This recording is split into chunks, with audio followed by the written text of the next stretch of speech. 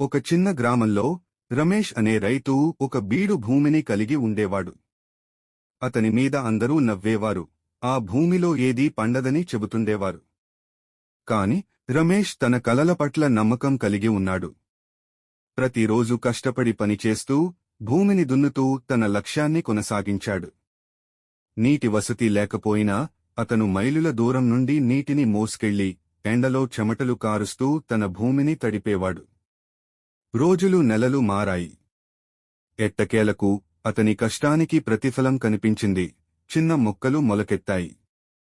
క్రమంగా అతని బీడు భూమి పచ్చని వ్యవసాయ క్షేత్రంగా మారిపోయింది. ఇది గ్రామస్తులను ఆశ్చర్యపరిచింది. ఇప్పటివరకు అతనిని వెక్కిరించినవారు ఇప్పుడు అతని కృషిని గౌరవిస్తూ అతని నుండి సలహా కోరారు. నమ్మకం మరియు కృషితో రమేష్ తన జీవితాన్ని మార్చుకున్నాడు. అంతేకాదు, అతను గ్రామంలోని ప్రతి ఒక్కరికీ స్ఫూర్తిగా మారాడు.